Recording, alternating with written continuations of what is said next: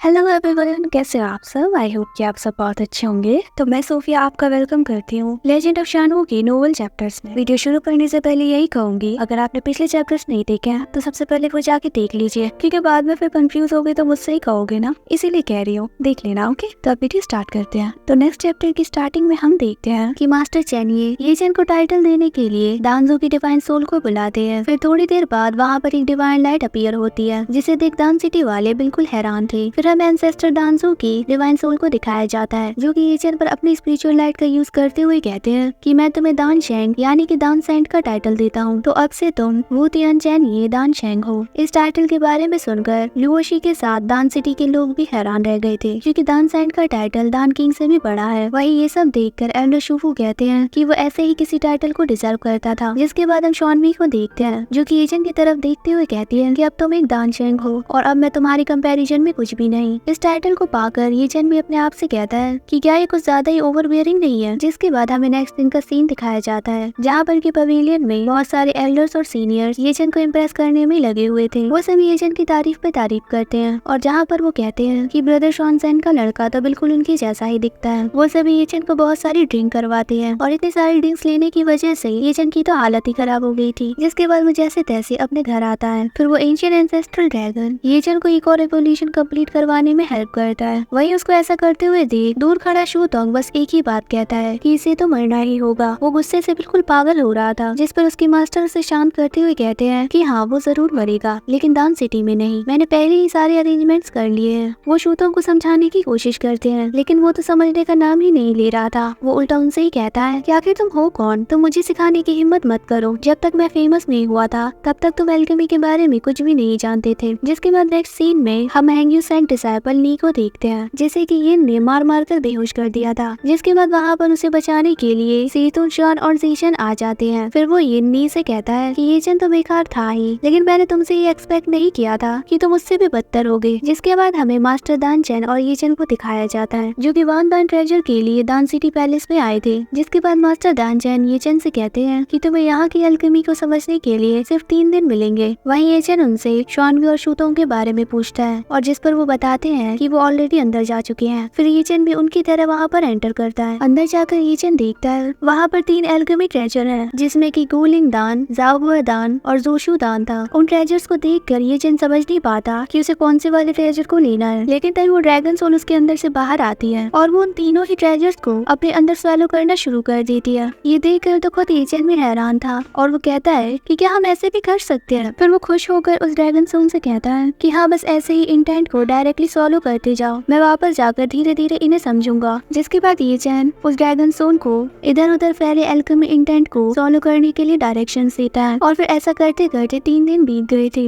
जिसके बाद उस पैलेस का गेट ओपन होता है और येचन बहुत ही कूल तरीके से बाहर आता है, लेकिन तब इसको याद आता है कि वो किसी के बारे में भूल रहा है और जिसके बाद वो तुरंत वहाँ से भागने लगता है। लेकिन तभी दान सिटी एल्डर से पूछते हैं कि तुमने कितने एल्केमी इंटेंट्स को लर्न किया, जिस पर येचन उन्हें दूर से 3 दिखाता है। ये देख वो एल्डर कहते हैं कि 3, चलो ये भी काफी है, लेकिन उस 3 से येचन का मतलब 300 था, जिसके बारे में वो उन्हें नहीं बताता, क्योंकि अगर वो उन्हें ये बता देता तो वो हाथ धोकर इसके पीछे पड़ जाते और इस पर बहुत सारी रिसर्च करने लगती, क्योंकि 300 तरीके की एल्केमी इंटेंट को समझना कोई आम बात नहीं। जिसके बाद वो एल्डर येचन से कहते हैं कि लिटिल फ्रेंड, क्या तुम अपने ओरिजिनल सेट को छोड़कर हमारे दान सिटी के सिटी लॉर्ड के सक्सेसर बनना चाहोगे। उनकी बातों पर येचन हैरान होकर कहता है कि क्या कहा, ओरिजिनल सेट को छोड़ दूं। फिर तभी येचन को अपने सेट के लोगों की याद आने लगती है और वो अपने मन में कहता है आज या कल ज़ेंगयांग सेट और हैंग्यू सेट के बीच फाइट होगी। अगर मैंने दान सिटी को ज्वाइन कर लिया तो इसका मतलब होगा कि मैं हेल्पलेसली इन लोगों को मरते हुए देखूंगा। जिसके बाद वहाँ पर मास्टर दान चैन और एल्डर मियाओजान भी आ जाते हैं, जहाँ पर मास्टर दान चैन कहते हैं कि दान सिटी का लॉर्ड बनना एक हाईएस्ट ऑनर है। जिस पर येचन सीरियस होकर कहता है कि मैं एल्डर से झूठ नहीं कहूंगा, लेकिन मेरे लिए सेक्ट मेरा घर है। जिस पर मास्टर दान चैन कहते हैं कि कोई जल्दी नहीं है, तो वापस जाकर इसके बारे में सोचना और जब तुम डिसाइड कर लो तो यहाँ पर वापस आ जाना, क्योंकि दान सिटी के दरवाजे हमेशा तुम्हारे लिए खुले हैं। फिर तभी एल्डर मियाओजान येचन से पूछते हैं कि क्या तुम्हारी शादी हो गई या फिर नहीं, अगर नहीं हुई है तो तुम्हारा शॉनवी और लुओशी के बारे में क्या सोचना है। जिस पर येचन थोड़ा ऑकवर्ड होते हुए कहता है कि एल्डर मेरी ऑलरेडी एक वाइफ है, उसको ऐसा करने के लिए फोर्स करते हैं। जिस पर तभी मास्टर दानचैन उनसे कहते हैं कि यंगर जनरेशन के ऐसे मैटर्स पर हम जैसे एल्डर्स को इंटरफेयर नहीं करना चाहिए। जिस पर एल्डर मियाओजान उनसे कहते हैं कि वो दानशैंग है और अगर शॉनवी और ये हस्बैंड और वाइफ हो गई तो ये एक तरीके से सिटी लॉर्ड ही बन जाएगा। जिस पर मास्टर दानचन कहते हैं कि उसे फोर्स मत करो, और क्या तुमने इस बारे में शॉनवी से बात की?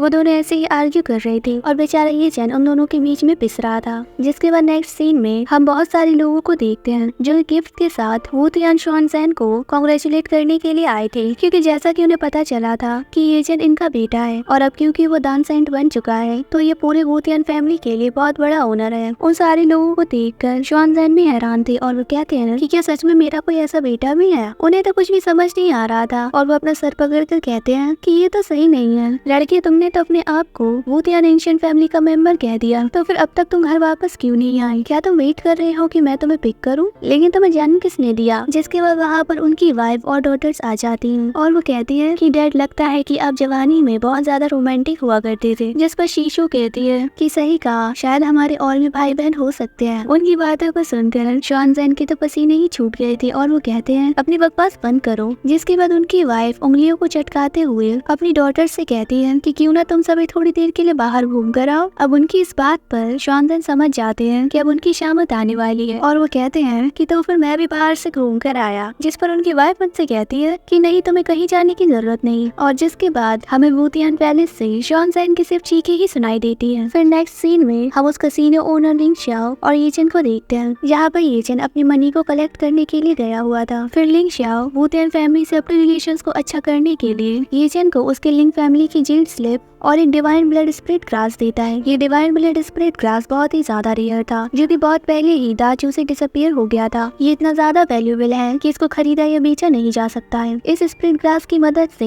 लेवल 5 की स्प्रेड पिल्स को भी रिफाइन किया जा सकता है। इतने रेयर गिफ्ट्स को देखकर ये जन की तो आंखें ही निकल आई थी और वो तुरंत लिंग शाओ से इन चीजों को छीन लेता है। उस डिवाइन ब्लड स्प्रेड ग्रास को पाकर ये जन बहुत ज्यादा खुश था और वो अपने आप से कहता है कि इसकी मदद से मैं लेवल 5 की पिल्स को भी रिफाइन कर सकता हूँ। वो वहाँ से बाहर आ जाता है, लेकिन तभी अचानक से वो देखता है कि कुछ लोग उसको फॉलो कर रहे हैं। जिसके बाद ये जन उनको चकमा देकर एल्डर शूफू के पास आ जाता है और जहाँ पर वो उन्हें बताता है कि कुछ लोग मेरा पीछा कर रहे थे। जिस पर एल्डर शूफू कहते हैं कि इसमें कोई हैरानी नहीं है, आखिर तुमने काम ही ऐसा किया है। फिर ये जन कहता है कि मुझे इनसे पीछे छुड़वाना होगा। जिसके बाद ये जन वहाँ पर अपनी क्लोन बॉडी को समन कर लेता है। वही हम उन चोरों को देखते हैं जो कह रहे थे कि वो पलक झपकते कहाँ गायब हो गया, लेकिन तभी फिर से उन्हें ये जन देखता है और फिर वो तुरंत उसके पीछे पड़ जाते हैं। लेकिन असल में तो वो ये जन नहीं था, उसकी क्लोन बॉडी थी। जिसके बाद ये जन और एल्डर शूफू वहाँ से जाने के लिए तैयार हो जाते हैं, जहाँ पर ये जन उनसे कहता है कि लगता है कि वू तियान फैमिली की आइडेंटिटी ज्यादा अच्छी नहीं है। जिस पर एल्डर कहते हैं कि वू तियान फैमिली के बहुत सारे दुश्मन हैं और अब जबकि तुमने दानशेन का टाइटल ऑब्टेन कर ही लिया है तो वो तुम्हें शांति से दुनिया में तो रहने नहीं देंगे। जिसके बाद तभी वहाँ पर हम शानवी और लुओशी को देखते हैं, जहाँ पर कि शानवी लुओशी से कहती है कि वो चला गया है, तुम उसको नहीं पकड़ सकती। जिस पर लुओशी रोते हुए कहती है कि वो डेफिनेटली मुझे बाय बोलकर ही जाएगा।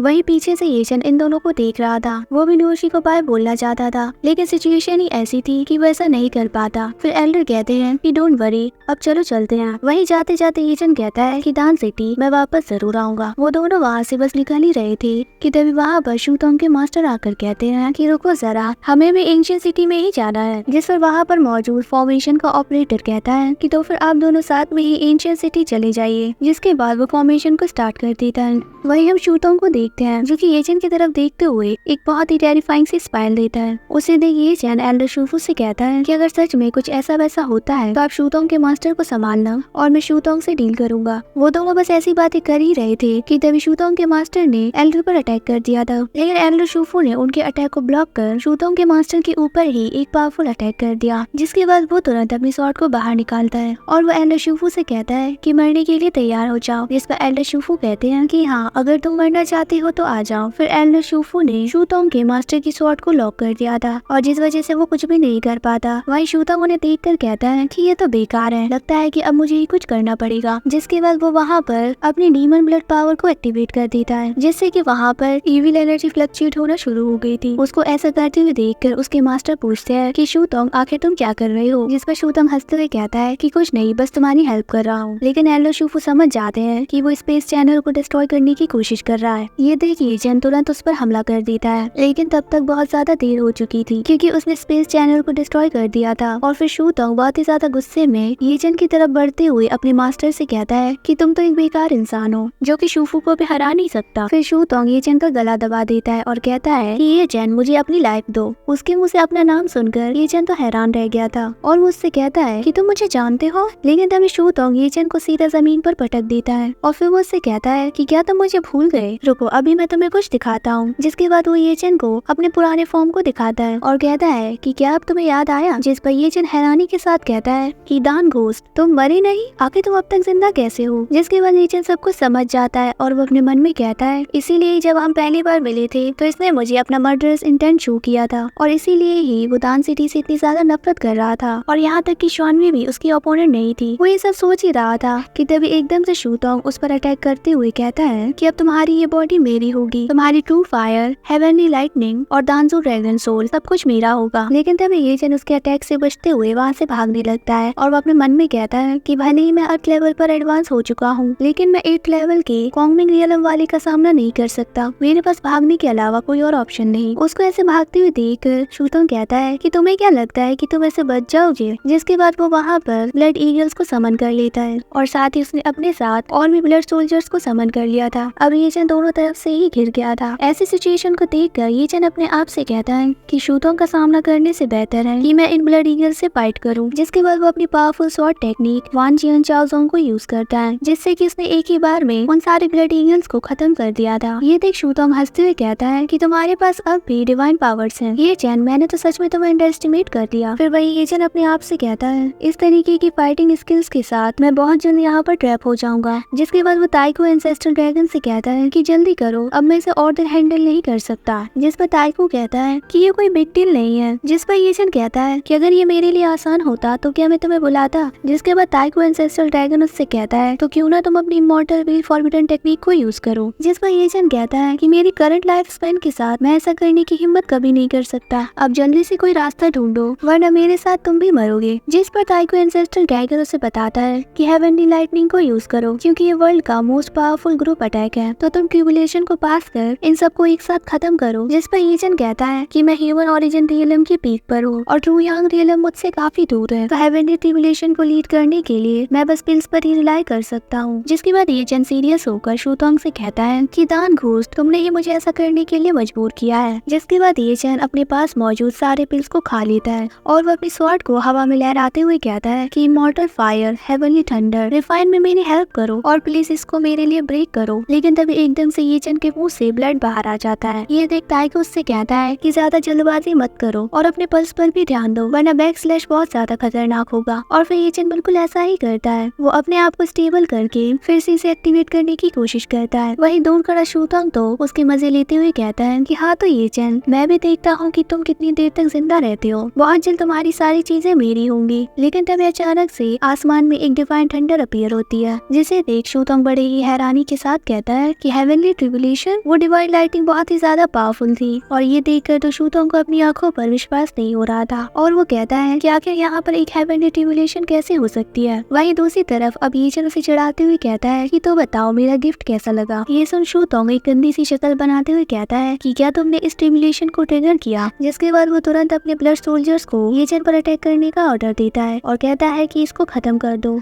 अब वो सोल्जर्स उसकी तरफ बढ़ने लगे थे। उन्हें देख ये चैन कहता है कि आ जाओ, मैं आज तुम सबको रियल थंडर का मजा चखाता हूँ। वो ऐसी कूल लाइन्स मारकर उनके सामने बहुत डॉन बनता है। लेकिन वही दूसरी तरफ वो खुद उस डिवाइन थंडर से डर रहा था। जिसके बाद वहाँ पर एक ही बार में आसमान से बहुत ही ज्यादा पावरफुल थंडर पावर आती है, जिससे कि वहाँ पर एक बहुत बड़ा ब्लास्ट होता है और इतने पावरफुल स्ट्राइक से उन ब्लड सोल्जर्स और ब्लड ईगल्स की हालत खराब हो गई थी। ऐसी सिचुएशन को देखकर शू तोंग वहाँ से भागने लगता है और कहता है कि डैम, हेवनली ट्रिबुलेशन तो सच में बहुत ज्यादा स्ट्रॉन्ग है, थैंक गॉड कि मैं इससे दूर हूँ। वही अब ये चैन उससे कहता है कि अरे दान घोस्ट तुम कहाँ भाग रहे हो। जिसके बाद हम देखते हैं कि ये चैन अपनी उस पावरफुल थंडरिंग के साथ उस शू तोंग का पीछा कर रहा था और जहाँ पर वो उससे कहता है कि भागो भागो, मैं भी देखता हूँ कि आज तुम्हें मुझसे कौन बचाता है। जिस पर शू तोंग उससे कहता है ये चैन के बच्चे मुझसे दूर रहो। फिर हम देखते हैं कि वो हेवनली थंडर शू तोंग के बहुत करीब आ गया था और जहाँ पर ये चैन उससे कहता है कि वैसे तुम्हें मेरी हेवनली थंडर चाहिए थी है ना, तो तुम भाग क्यों रही हो। जिस पर शू तोंग कहता है कि तुम बस मुझसे दूर रहो। पर जैसा कि हम जानते हैं कि ये चैन उसे इतनी इतनी आसानी से नहीं छोड़ेगा। वो उस पर अपना फर्स्ट अटैक करता है और उसके पावरफुल शॉक की वजह से शूतोंग की हालत ही खराब हो गई थी। जिसके बाद ये चैन शूतोंग को सीधा जमीन पर पटकता है। शूतोंग कुछ भी नहीं कर पाता। फिर ये चैन अपने ही स्टाइल में उससे कहता है कि तुम ये डिजर्व करते थे, लेकिन मैं तुम्हारे लिए और भी चीजों को ऐड करूंगा। इतना कहते ही वो तुरंत ताइको को भी बाहर निकाल देता है, जिसे देख शूतोंग बहुत बुरी तरीके से घबरा जाता है। ताइको उसे बहुत बुरी तरीके से हिट करता है और ये देख ये चैन हंसते हुए कहता है कि मैं इसे दोबारा से हिट करूंगा। जिस पर तभी ताइको उससे कहता है कि तुम्हें सबसे पहले दांजू ड्रैगन सोल को समन कर लेना चाहिए। जिस पर ये चैन कहता है कि उसे समन करूं, लेकिन कैसे?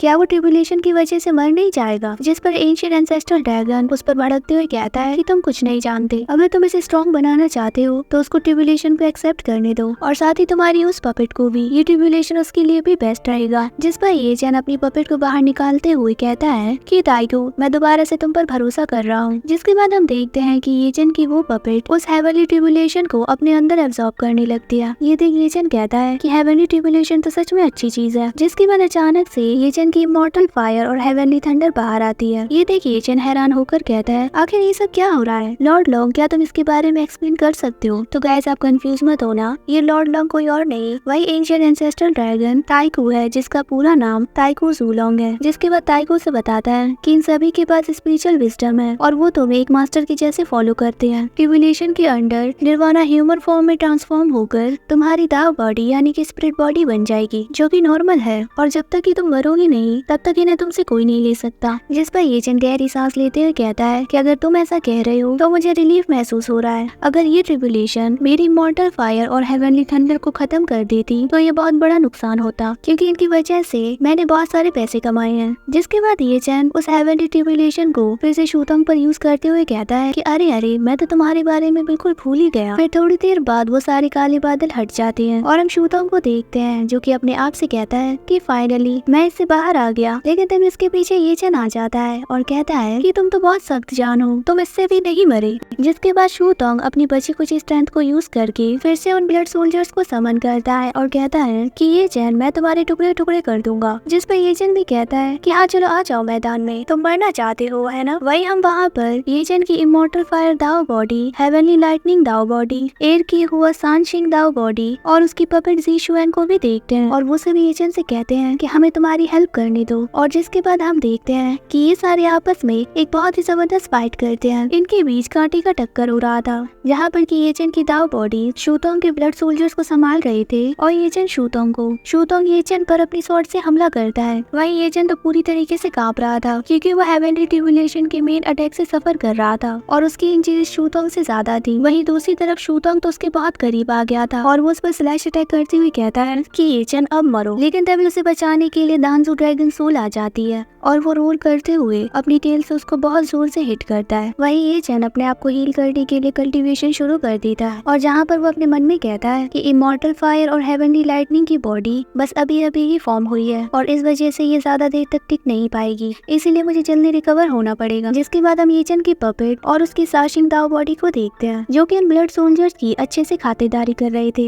लेकिन वहीं दूसरी तरफ उसकी इमॉर्टल फायर बॉडी और हेवनली थंडर बॉडी उन ब्लड सोल्जर्स के अटैक से बहुत ही ज्यादा मुश्किल से ही बच पा रही थी। अब वीक होने की वजह से वो अपने ओरिजिनल शेप में वापस आ जाती है। ये देख एजेंट कहता है कि अरे नहीं, ये तो बुरा हुआ, अब लगता है कि सांशिंग बॉडी भी ज्यादा देर तक सपोर्ट नहीं कर पाएगी। जिसके बाद शूतोंग ताइको से फाइट करते हुए अपने आदमी से कहता है कि जाओ और येचन को मार डालो, और इतना सुनते ही वो तुरंत येचन को खत्म करने के लिए बढ़ता है। वो अपनी स्वॉर्ड को लेकर येचन को बस हिट करने ही वाला था कि तभी फॉर्चुनेटली येचन रिकवर होकर उसके अटैक को रोक देता है। ये देख वो ब्लड सोल्जर्स भी बहुत बुरी तरीके से घबरा जाता है। जिसके बाद येचन अपनी फोर्स का यूज करके उसे दूर पीछे फेंक देता है। लेकिन येचन यहीं पर नहीं रुकता, वो तुरंत अपनी स्वॉर्ड स्किल फैंक्शन आर्ट को यूज करके उसके सर को कट ऑफ कर देता है। जिसके बाद येचन बहुत ही ज्यादा कूल वे में कहता है कि दान घोस्ट अब तुम्हारी बारी। फिर येचन दांजू ड्रैगन सोल से कहता है कि ये टाइम रेस्ट करने का है, अब मैं इससे निपटता हूँ, अब उसे सही सलामत दे। शूतोंग उससे कहता है कि तुम अब तक मरे नहीं, तुम्हें मारना तो बहुत ज्यादा मुश्किल है। जिस पर येचन हंसते हुए कहता है कि ये तुम्हारे मरने का वक्त है। जिसके बाद हम देखते हैं कि शूतोंग ने उस पर अपने बहुत सारे स्लैश अटैक्स कर दिए थे और फिर वो येचन पर अपना ब्लड पाम अटैक करता है, और जिसका सामना करने के लिए येचन ताइको एंसेस्ट्रल ड्रैगन को समन करता है। अब जैसे ही वो दोनों एक दूसरे के साथ कोलाइड होते हैं तो वहाँ पर एक बहुत बड़ा ब्लास्ट होता है। फिर थोड़ी देर बाद धुआं हटता है और हम शूतोंग को देखते हैं, जो कि कहता है कि ये नामुमकिन है, तुम मेरे लिए बस एक चींटी हो, लेकिन तुम इतने इतने कम टाइम में इतने ज्यादा पावरफुल कैसे हो गए,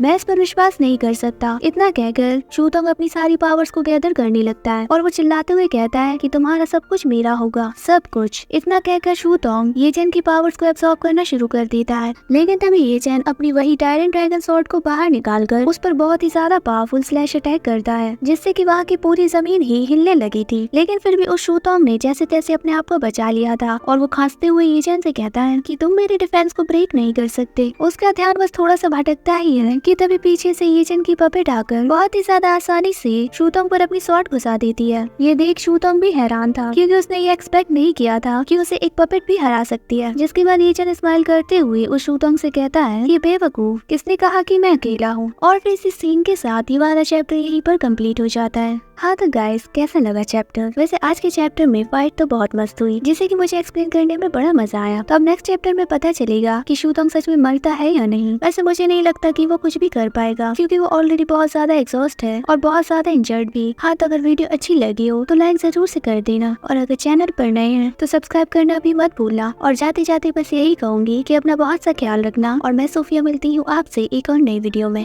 बाय बाय।